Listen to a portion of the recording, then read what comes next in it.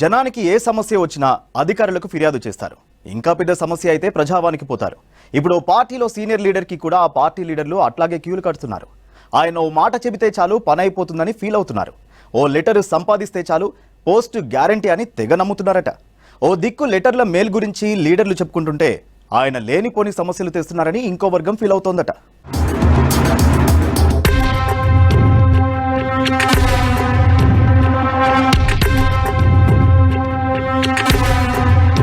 Jana Reddy senior most leader. Congress సర్కార్ వచ్చాక చాలా రోజులు సైలెంట్ గానే ఉన్నారు. తనే మౌనంగా ఉంటానని కూడా చెప్పారు. తన సలహాలు సూచనలు పార్టీకి అవసరం అనుకుంటేనే ఇస్తానన్నారు పెద్ద మనిషి. ఇద్దరు కొడుకుల్లో ఒకరిని అసెంబ్లీకి మరొకరిని పార్లమెంట్ కి పంపించారు. ఇద్దరిని సెట్ చేయడంతో జానారెడ్డి సైడ్ అయినట్టేనని అంతా అనుకున్నారు. కానీ ఇప్పుడు కాంగ్రెస్ లో జానారెడ్డిని హాట్ టాపిక్ గా మారారన్న చర్చ జరుగుతోంది.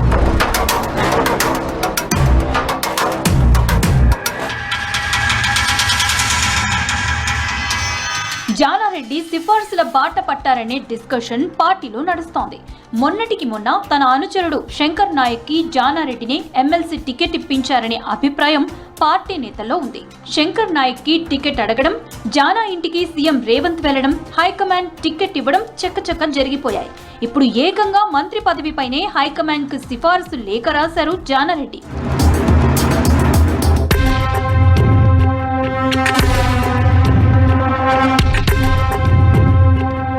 ఇప్పుడు కాంగ్రెస్ పార్టీలో జానా లేఖ చుట్టే రాజకీయం గిర్రున తిరుగుతోంది. ఉమ్మడి రంగారెడ్డి జిల్లాకి మంత్రి పదవి ఇవ్వాలని హైకమాండ్ కి లెటర్ రాశారు జానారెడ్డి. ఎక్కువ జనాభా ఉండే జిల్లా అని, గతంలోనూ ఉమ్మడి రంగారెడ్డి హైదరాబాద్ కి ఎక్కువ ప్రాధాన్యత ఉండేదని, హైదరాబాద్ లో కాంగ్రెస్ ఎమ్మెల్యేలు లేనందున ఉమ్మడి రంగారెడ్డి జిల్లాకు మంత్రి పదవి ఇవ్వాలని అధిష్టానానికి సిఫారసు చేశారు జానారెడ్డి. ఎవరికో చెక్ పెట్టడానికే జానా లేఖాస్త్రం సంధించారనే ముచ్చట పార్టీలో నడుస్తోందట. ఈ లేఖ ఎవరు చెప్తే రాశారు, ఎవరి కోసం రాశారు, ఎందుకు రాశారనే దానిపైనే గుసగుసలు.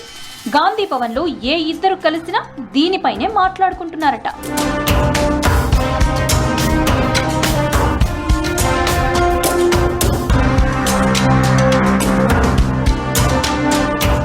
ఉమ్మడి నల్గొండ జిల్లాలో మంత్రి పదవి ఆశిస్తున్న కోమటిరెడ్డి రాజగోపాల్ రెడ్డికి చెక్ పెట్టడానికే జానారెడ్డి లేఖాస్త్రం తీశారని టాక్.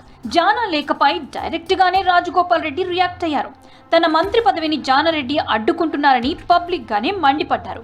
ధర్మరాజులో ఉండాల్సిన జానారెడ్డి ధృతరాష్ట్రుడు అయ్యారని గట్టిగానే కౌంటర్ ఇచ్చారు రాజగోపాల్ రెడ్డి.